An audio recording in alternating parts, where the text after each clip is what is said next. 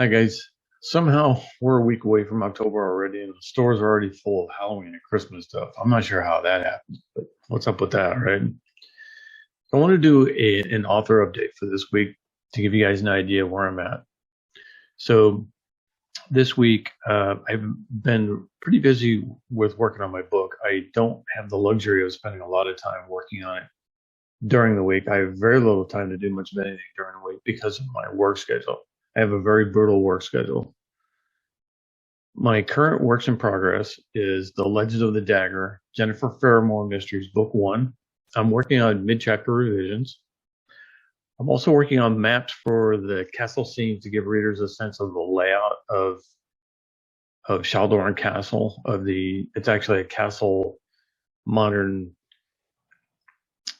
What do you call it? Manor, a modern manor combination with old castle remains. It's kind of a mix of ancient and modern. Let's see now to do the layout of the castle scenes, to create the maps. I'm using a program that I recently learned about called Inkarnate. It's spelled Inkarn. Sorry, Inkarnate. Now there's a free version and a pro version. The free version is pretty impressive and allows you to download maps. It's pretty cool. I just recently discovered it. There's a lot of other authors out there that use it, and I really love it. And anyway, so that's what I'm doing with that, trying to create some maps. It's fun. It's something that I like to incorporate into the ebook version of my novel, which may not end up being a novel per se. This may end up being a novella, and I'm leaning more and more towards it being part of a YA series, the young adult instead of adult reader. So we'll kind of see how that goes. I'm kind of playing around with that. Currently, I am reading a book called Haven, A Stranger Magic by DC Akers. I ordered that online on Amazon, learned by DC Akers, the author. Let me give you a little bit of a book blurb on this book for those of you that are not readers of DC Akers and might be interested. It's kind of a fantasy style book. So here's the book blurb. Sam Dalcombe thinks he's so completely average that no one ever notices him until he discovers a mysterious stranger outside his home. Bewildered, he tries to uncover the stranger's intentions. But Sam is sidetracked when he and his friend Travis discover a secret passageway deep in the town's quarry that leads to a hidden cavern. What they uncover next will not only change their lives forever, but will uncover the first clue to a deadly Dalcombe family secret. Sam finds himself drawn into a world of mystery and magic he never knew existed, which brings him closer to a destiny he never knew was possible. Haven, A Stranger Magic is the first novella in the Haven series by author DC Akers. So if those of you that are interested in that sort of thing, I would give that a shot. I like reading books by other authors, not just for the joy of it, because I've always loved reading, but it helps teach us things about how other authors do what they do. Sometimes you can read and pick up clues on how to do better dialogue when you read books from other authors, and you can maybe pick up clues on how do they do their narrative, how do they do their world scene description. But whatever it is that you pick up on, it's really helpful. It's always good to do that.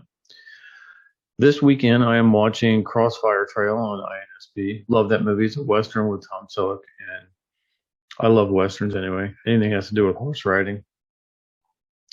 Okay, so here's my high for this week. I had a Patreon drop. I had someone donate on my Patreon channel. The more support I get, the more I can do on Patreon.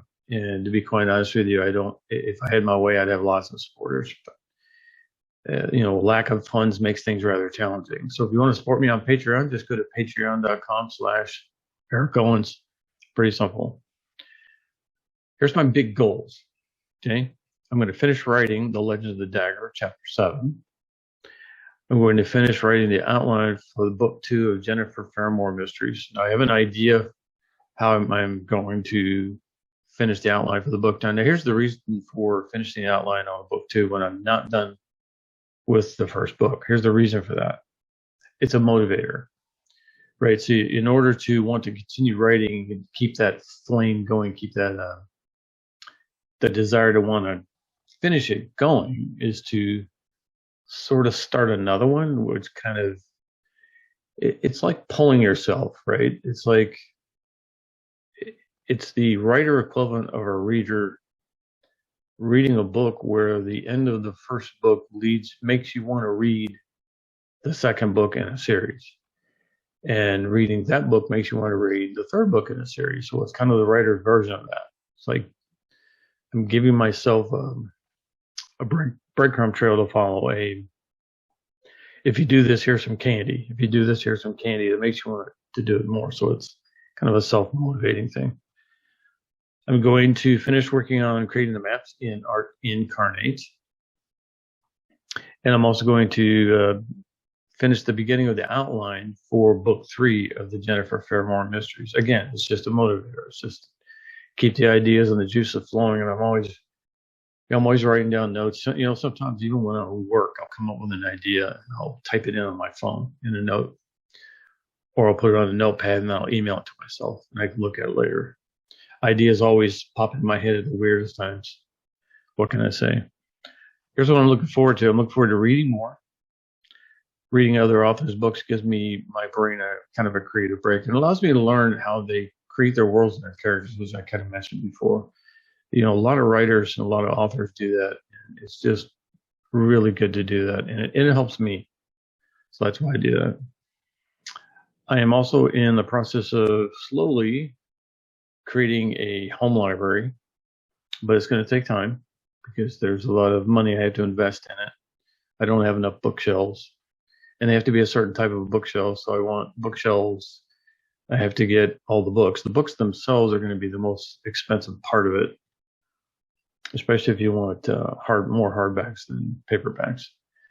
And then there's the decoration part. There's lights and any plants you want to throw in there. So by the time I'm done, it's going to look fantastic. So I'm really looking forward to that.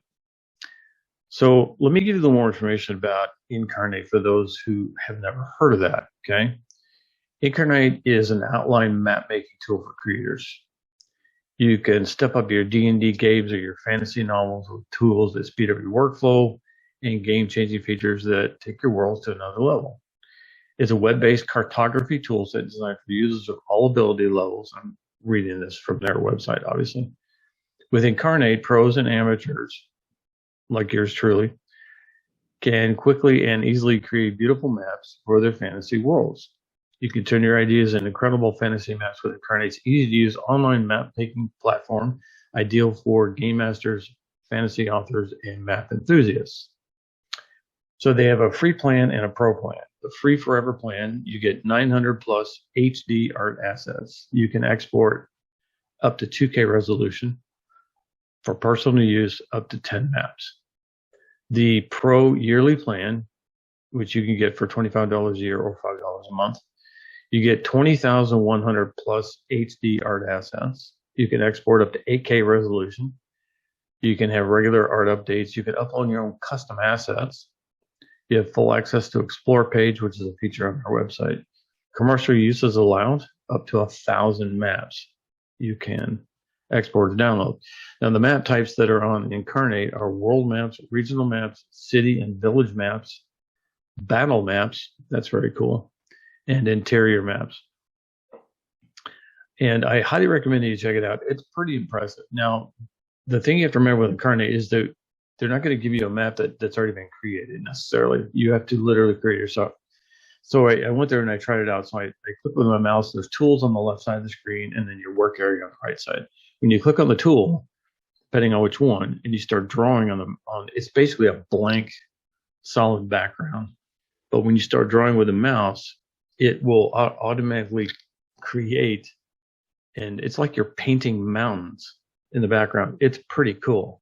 And you can add all kinds of things in there. So in other words, as an artist, you're literally from scratch creating a map that you would see in a book like, you know, Lord of the Rings or something. You see this wireframe like map layout of this fantasy world. So, but it's in color and it's pretty neat. So I'll give that a try. There's another free tool called NightCafe that allows an artist to create an image using text.